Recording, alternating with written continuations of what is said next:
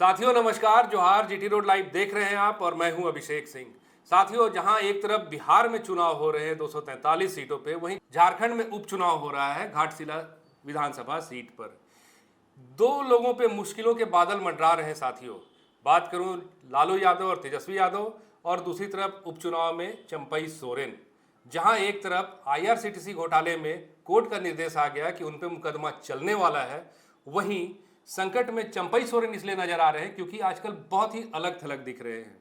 आप देखिए, अभी जो बूथ स्तरीय बैठक हुई घाटशिला में, उसमें भी चंपई सोरेन नदारद दिखे। हाँ, कुछ तस्वीरों में जरूर दिखे वो वहां पे, लेकिन प्रत्यक्ष रूप से वो नजर नहीं आए। आप देखिए, पुत्र मोह में क्या क्या नहीं त्याग दिया उन्होंने साथियों। सबसे पहले इतनी बड़ी पार्टी छोड़ दी। वही गुरुजी जिनको कभी वो अपना आदर्श माना करते थे, आज उनके खिलाफ खड़े हैं। सभाएं करते हैं जगह जगह पे, लेकिन अकेले। ना बीजेपी की ओर से कोई उनके साथ दिखता है और ना ही कोई उनके सपोर्ट में खड़ा नजर आता है। साथियों, उपचुनाव को लेकर के जहां इंडिया फोल्डर की रणनीति अब साफ होती जा रही है कि कोई ना कोई स्वर्गीय रामदास सोरेन के परिवार से ही होगा, वहीं एनडीए खेमे में उलझन अभी भी बरकरार है। तमाम इन चीज़ों पे चर्चा करने के लिए आप फ्रेम में देख रहे हैं हमारे साथ हमारे पॉलिटिकल एडिटर शैलेंद्र सिन्हा जी हैं। शैलेंद्र जी, ये जो अभी बैठक हुई हाल में भाजपा की, कल रविवार को जो बैठक हुई भाजपा की, इसमें आप चंपई सोरेन को नहीं देख रहे हैं। ऐसा क्या लग रहा है कि इस चुनाव में, उपचुनाव में भाजपा के उम्मीदवार होंगे बाबूलाल सोरेन या नहीं होंगे? देखिए, ये तो भारतीय जनता पार्टी को तय करना है जो वो बाबूलाल सोरेन पे फिर से दांव लगाती है या नहीं लगाती है जी। क्योंकि पिछली बार जिस तरह से उनको 21-22 हज़ार वोटों से हार का सामना करना पड़ा था, खासकर तब जब चंपई सोरेन झारखंड मुक्ति मोर्चा और छोड़ के जी। भारतीय जनता पार्टी में बड़ी उम्मीदों और बड़े आप कह सकते हैं जो बड़ी तस्वीर के जरिए उनको लाया गया था और बहुत बड़ा प्रभाव उनको दिखाया गया था। तो उस वैसी परिस्थितियों में यदि वो घाटशिला से बाबूलाल सोरेन, रामदास सोरेन के मुकाबले में 21-22 हज़ार वोटों से चुनाव हार जाते हैं, तो इस बार तो परिस्थितियां बिल्कुल अलग है। इस बार परिस्थितियां ऐसी है जो सहानुभूति वोट का असर होना है या वो एक लहर चलनी है, परिवार के खिलाफ चलना वाली बात है। सरकार में पूरी मजबूती, ज़्यादा मजबूती के साथ हेमंत सोरेन मौजूद है। योजनाओं के जरिए हो, चाहे लोकप्रियता के मामले में, तमाम वो चीज़ें हैं जिसके जरिए आप सरकार में बने हुए हैं। तो परिस्थितियां तो बिल्कुल 2024 में जो विधानसभा चुनाव हुए थे तो उसके मुकाबले तो अलग है।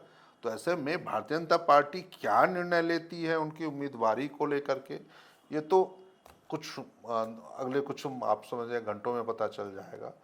लेकिन एक बात तो जो जरूर है जिसको लेकर के कुछ आशंकाओं के जो बादल हैं, खासकर भारतीय जनता पार्टी के उम्मीदवार के रूप में और उसके नाम को लेकर के या चंपई सोरेन को लेकर के, उनके पुत्र बाबूलाल सोरेन को लेकर के, वो इसलिए उठ रहे हैं।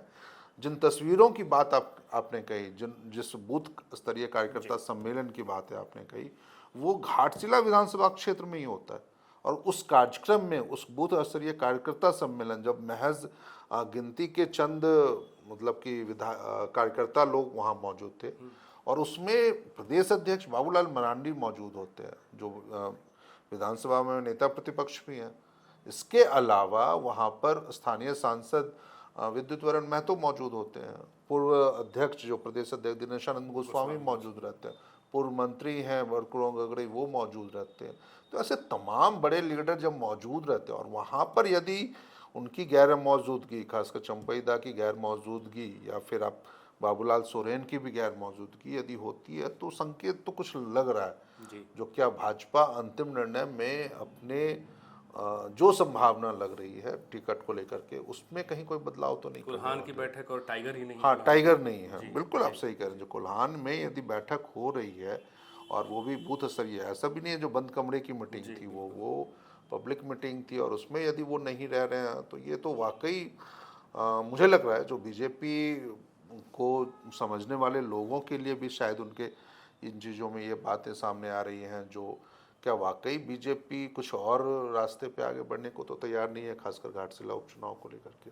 अच्छा, बयान आप देखिए बाबूलाल मरांडी का, वो अभी भी पुराना ही राग अलाप रहे हैं। जैसे वो बांग्लादेशी घुसपैठिए का या फिर बालू का, मतलब ऐसा कुछ वहाँ का स्थानीय मुद्दा जो भी है वो उभर कर सामने नहीं आ रहा है भाजपा की ओर से।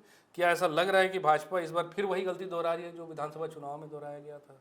देखिए, गलती दोहरा रही है नहीं दोहरा रही है वो तो वो तय कर लें, लेकिन ये जरूर है जब मुद्दा ही घाटशिला उपचुनाव, कोई झारखंड का चुनाव नहीं है, वो सिर्फ एक विधानसभा क्षेत्र का उपचुनाव है। और वहाँ पे खासकर तब जब आप पिछले 3 चुनावों से लगातार आप हार रहे हैं, या 4 चुनाव में सिर्फ एक चुनाव आपने जीता था 2014 में, और वैसी परिस्थितियों में भी यदि वहाँ पर आप मुद्दों के रूप में, जैसा आपने भी कहा, जो बांग्लादेशी घुसपैठ का मामला उठा रहे हैं, या फिर झारखंड की बदलती डेमोग्राफी की आप चर्चा कर रहे हैं, बालू घाटों की जो अवैध तरीके से नीलामी कह लीजिए, या फिर उसकी जो बंदरबाट हो रही है उसको लेकर के आप चर्चा यदि कर रहे हैं, और या फिर आप मान लीजिए दूसरे अन्य भ्रष्टाचार की बातों को उठा रहे हैं, तो निश्चित रूप से ये मामला थोड़ा गंभीर। चंपई दा इन मुद्दों पर हमेशा अग्रेसिव रहे हैं। स्थानीयता का मामला हो, विस्थापन का मामला हो, या अभी देखिए कि स्वास्थ्य व्यवस्था को लेकर के जो एम्बुलेंस वाली बात हुई थी, बिल्कुल, बिल्कुल। ये सब मुद्दा चंपई अगर होते तो उठाते। क्या ये गलती भाजपा नहीं कर रही है उनको अलग थलग करके?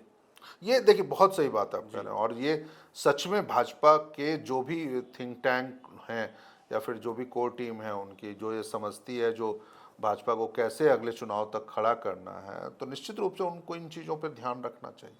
क्योंकि देखिए, कई बार ऐसी भी परिस्थितियां होती हैं जो खासकर पॉलिटिकल पार्टियां अब अपने कार्यक्रमों को लेकर के एक तस्वीरें और प्रेस रिलीज जारी करती हैं। तो वैसी स्थिति में जिस तरीके से रविवार को जो बूथ स्तरीय कार्यकर्ता सम्मेलन हुआ, उसको लेकर के जो बीजेपी की ओर से जारी किया गया था प्रेस रिलीज, उसमें ये तमाम चीज़ों की चर्चा थी। निश्चित रूप से यदि वहाँ पे चंपई सोरेन होते तो वो घाटशिला की बात करते, वो वहाँ के पिछड़ेपन की बात करते, वहाँ की शिक्षा व्यवस्था को लेकर के बातें करते, वो मूलभूत सुविधाएं या स्वास्थ्य, जैसे आपने बातें कही थी, जो स्वास्थ्य सेवाओं की बातों को करते, जिसको आप वहाँ के लोगों से जोड़ सकते हैं, उनकी वहाँ ज़रूरतों को आप उससे पार्टी उनके साथ खड़ी हो सकती है। तो ये तमाम ऐसे मुद्दे थे जहाँ पे आपको उन चीज़ों को जोड़ना चाहिए था, कहना चाहिए था। तब ये लगता है जो हाँ, सरकार की नाकामियों को, सरकार के 1 साल के अभी इस दौर के 1 साल के कार्यकाल को लेकर के आप सवाल खड़े कर रहे हैं, सरकार पे आरोप लगा रहे हैं और कुछ नई बातों को कहते हैं। देखिए, जिन मुद्दों को लेकर के आप पिछली बार विधानसभा चुनाव में गए थे, और यदि आपको हार मिली उन मुद्दों पे उस चुनाव में, तो वैसी स्थिति में लगता तो यही है ना, जो जनता का तो यही फैसला था, जो उनको उन मुद्दों से कोई सरोकार नहीं था, वो उन मुद्दों पे आधार पे वो सरकार ही नहीं चुन रहे थे, या अपने नेता नहीं चुन रहे थे, अपने विधायक नहीं चुन रहे थे। तो वैसी स्थिति में तो पार्टी को निश्चित रूप से कम इस तरह के जब पब्लिक मंच में आप खड़े होते हैं, भीड़ में खड़े होते हैं, या फिर चुनावी जनसभा को संबोधित होते, तो वैसे मुद्दों से परहेज करना चाहिए, और खासकर तब जब एक उपचुनाव हो रहा है। तो बाबूलाल सोरेन की दावेदारी कितनी लग रही है आपको? देखिए, सबसे ज़्यादा होनी चाहिए बाबूलाल सोरेन की दावेदारी, इसलिए होनी चाहिए क्योंकि जिस दिन मान लीजिए दिवंगत शिक्षा मंत्री रामदास सोरेन का निधन हुआ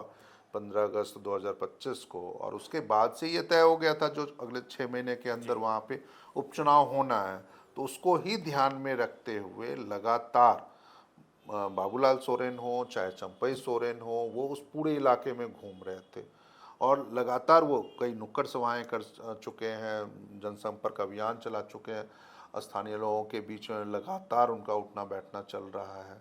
तो ऐसे में जो जनसंपर्क या जो लोगों से निकटता उन लोगों ने स्थापित की है, यदि वो पिता पुत्र की जोड़ी को आप कह लीजिए, तो वैसी परिस्थितियाँ शायद दूसरे नेताओं ने या फिर दूसरे जो संभावित चेहरे होंगे उम्मीदवारों ने वो नहीं की होगी, क्योंकि पिछले चुनाव में भी उनको तब वो चीज़ें हार मिली थी जब पूरे राज्य में विधानसभा चुनाव हो रहे थे। तो हो सकता है जो नेतागण उतनी ज़्यादा तैयारी, या चंपई सोरेन उतनी ज़्यादा आप कह सकते हैं चुनाव प्रचार को समय नहीं दे पाए जितना अब दे रहे हैं वो, तो निश्चित रूप से उनकी दावेदारी ज़्यादा मुक्त होती है। लेकिन इसके साथ ही ये भी है जो रमेश मुर्मू 1 नंबर 2 अभी जो दूसरे दावेदार के रूप में सामने आए हैं वहाँ पे बीजेपी में, तो वो भी लगातार कोशिश कर रहे हैं, क्योंकि वो पहले से सक्रिय रहे, लगातार सक्रिय रहे, जबकि बाबूलाल सोरेन तो पिछले विधानसभा चुनाव में जब पार्टी बदल के अपने पिता के साथ भाजपा में शामिल हुए, तो वो उसके बाद से चुनाव लड़ने की चुनावी राजनीति में आया। तो ऐसे में है उनकी दावेदारी, क्योंकि देखिए आप भी समझ रहे हैं और हम लोगों ने पहले भी कुछ वीडियो में चर्चा की है, जो यदि इस बार बाबूलाल सोरेन को टिकट मिलता और वो चुनाव हार जाते हैं तो उनकी राजनीतिक पारी का अंत होगा ये। उसके बाद फिर वो अगले 2029 के विधानसभा चुनाव में शायद उस दावेदार को नहीं, और अब अंतिम क्षण में जब महज 15 से 20 दिन को, कि हम सभी जाने जो उस चुनाव को लेकर के, उपचुनाव को लेकर के नामांकन काम शुरू हो चुका है और 21 तक आपको नामांकन दाखिल करने हैं, तो फिर 15-20 दिनों 25 दिनों में यदि किसी दूसरे उम्मीदवार को खड़ा करते हैं तो उनके लिए फिर कोल्हान टाइगर की नाराजगी मोड़ लेना उसके बाद मुझे लगता है जो बहुत मुश्किल होगा, तो वो सबसे ज़्यादा दावेदार है। शैलेंद्र जी, अभी झारखंड में एक मुद्दा बहुत गर्म है और वो है कुर्मी और आदिवासी के बीच जो चल रहा है। और अभी देखिए तो ऐसी खबरें आ रही हैं कि आजसू से जुड़े कार्यकर्ता हर क्षेत्र में लगभग इस चुनाव का बहिष्कार कर रहे हैं, विरोध कर रहे हैं। तो ये आंदोलन चूंकि क्या लगता है कितना प्रभावित करेगा इस उपचुनाव को? नहीं, प्रभाव तो करेगा, बहुत ज़्यादा प्रभावित करेगा, क्योंकि जो आंदोलन, चाहे रेलटे का आंदोलन कुर्मियों के लिए हुआ या उसके बाद फिर उसके अगेंस्ट में आदिवासी संगठनों के बात, हाँ वो लोग आदिवासी संगठनों ने अपने अपने तरीके से विरोध प्रदर्शन कर रहे हैं, वो अलग अलग हिस्सों में भी। और अब तो वो राज्य, पहले वो लग रहा था जो रांची में वो केंद्रित है, लेकिन अब तो कई जिलों में उन चीज़ों का हो गया, तो निश्चित रूप से वहाँ पे भी ये चर्चा होंगी और कई ऐसे छोटे छोटे दल होंगे, चाहे उम्मीदवार भी हो सकते हैं संभावित, जो इन तमाम मुद्दों की चर्चा वहाँ पे करते हैं। जैसा आपने कहा, जो आजसू के यदि कार्यकर्ता जो वहाँ पर यदि इस चुनाव की बहिष्कार की बात कर रहे हैं, तो ये सचमुच मतलब थोड़ा हैरान करने वाली बात हो सकती है, लेकिन उससे ज़्यादा यह है जो मतलब ये तय हो जाना है जो वह घाटशिला उपचुनाव इन मुद्दों से अछूता नहीं रहेगा।